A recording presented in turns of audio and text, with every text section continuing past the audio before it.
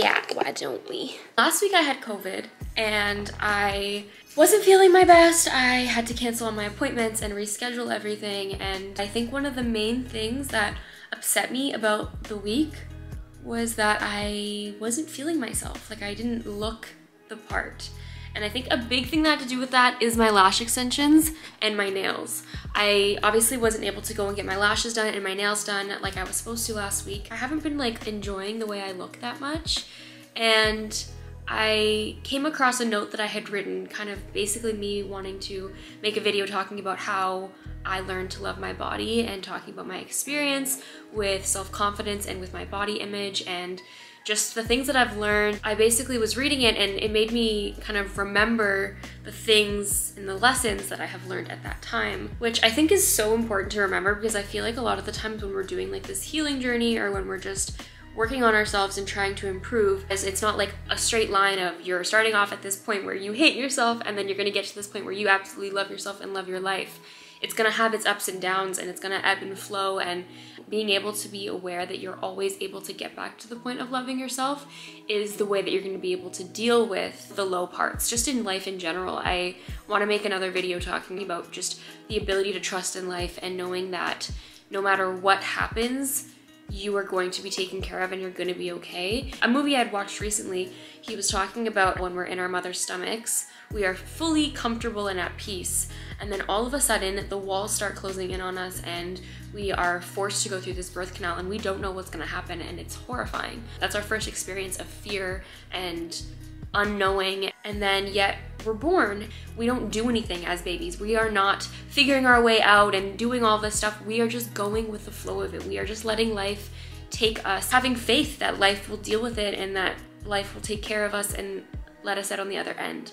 And I think that's a really good lesson because it's our first lesson of coming into this world, and it applies to absolutely every single challenge and every single experience that we deal with now. At some point we have to release control, and that can be difficult. I can say that can be difficult, but remembering that we don't have to have control over everything and that things will just work out for us, and that we can just have trust in God and trust in the universe or whatever it is you want to refer to it as, just life in general, to take care of it for us.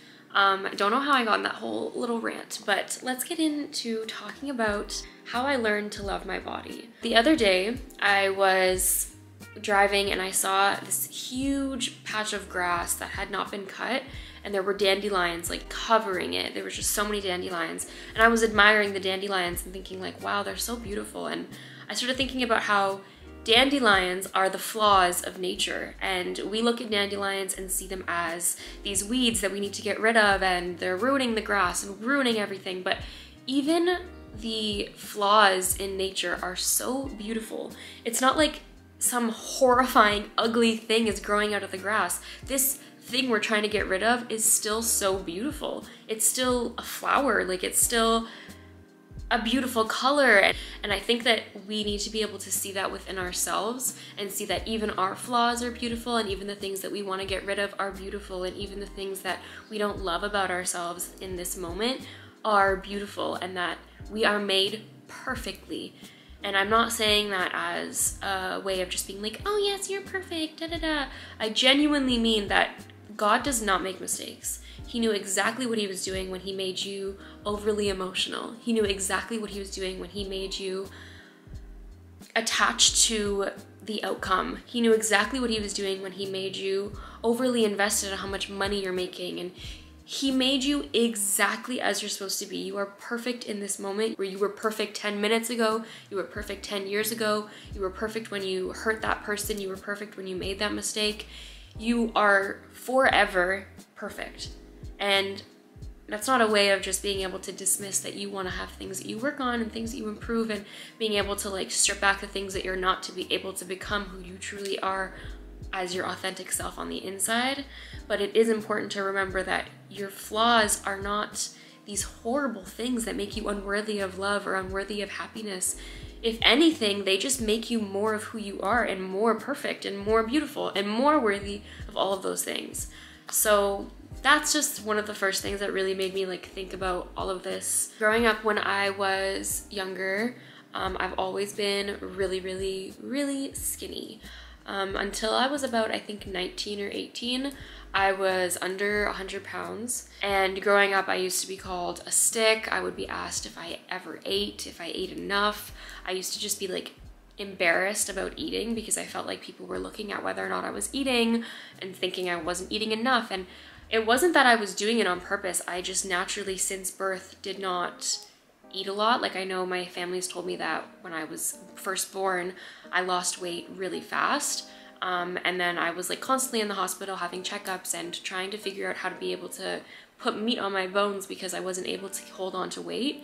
And I had that basically my entire life. I just hated it. I hated when my weight was talked about. I hated when anything to do with almost kind of me in general was talked about. And I think that being small and being skinny and being quote unquote scrawny was something that made me feel like not enough, like even physically, like I was not enough. And eventually I started to drink protein shakes to try and put on weight, and I was going to the gym and just trying to force myself to eat more so that I'd be able to hold on to the weight. And slowly over the years of going through COVID and getting into a relationship and being in college and just things like that, I gained more weight because I was eating out more and I was eating more, and I just, you know, age, metabolism starts to decrease. And so I got to a place where I was happy with my body and where I felt like I had a more acceptable body for society and for myself. Keep in mind, at this time, I was not thinking like that. I just thought pretty, not pretty, and that's what it is, and that's correct. And that's not a body standard, that's just like what it should be. I didn't have this understanding of, you know, society, and that there really is no such thing as a perfect body or a pretty body. Like, who is to say what we have decided is pretty? That's kind of the problem with body standards, is we are choosing to accept them. We are the ones that are perpetrating them. We are the ones that are making them what they are, because if we didn't actually put the belief in them, they wouldn't be anything. It's the same as with money, with anything that we have. The power that it has is because we have given it that power. I eventually, slowly throughout this healing journey that I've been on for the past like year, I would say, have come to have this new appreciation for my body that has absolutely nothing to do with the beauty standards and everything to do with the fact that I am so grateful to be able to fill this vessel. This vessel helps me to be able to walk around in this world. It's like, you know the movie Avatar, when they go into those machines and then they become these like creatures, and then they're able to live in this completely different world with these amazing people and amazing experiences and amazing creatures, and have this whole new experience because they were able to embody a body.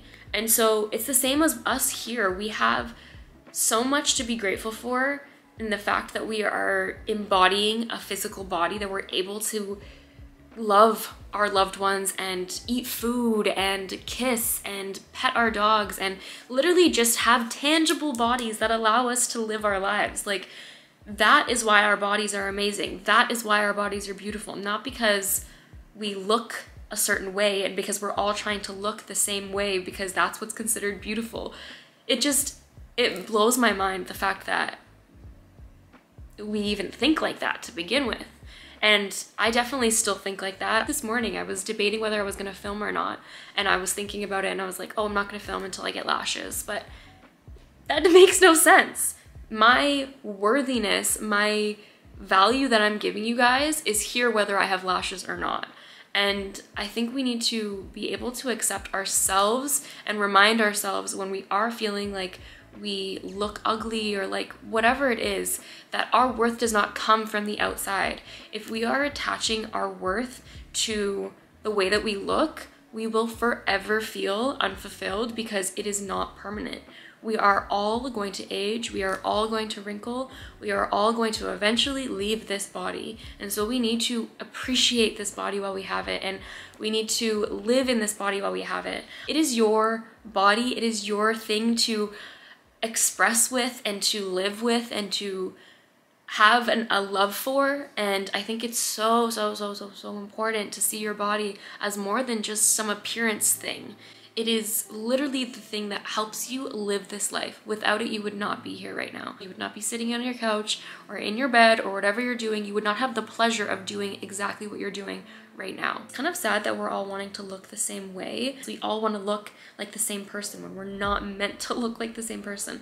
Imagine that absolutely every single person was forced to become Kendall Jenner's appearance, and every single man was forced to become Channing Tatum's appearance, and then we were all living in this exact same body. We all looked the exact same. How absolutely boring would that be? We would not feel unique. It would strip us of our ancestry and our differences and our uniqueness and that whole like dandelion thing I was talking about earlier. It is the differences that make us perfect, and I know that we've considered our differences as flaws. I think changing the way that you view the word flaw, like when I say flaw, I don't mean a bad thing, I mean a imperfection. Like for example, this beauty mark is a flaw. It is something that takes away from the wholeness of something by adding more, if that makes sense. But yeah, I really hope you guys enjoyed this video. I absolutely love you. I got a comment this morning saying that my videos make them feel less anxious and more calm, and they thanked me, and I'm like, you're thanking me? Like, thank you. Thank you. If you're watching this and it was you that commented, thank you so much. Anyways, thank you again for watching. I hope that you know how worthy you are and how absolutely loved and perfect and divine you are. And I hope you live as the god and goddesses that you are here to be. Have a great day, have a great night, have a great whatever it is, and I will talk to you in the next one.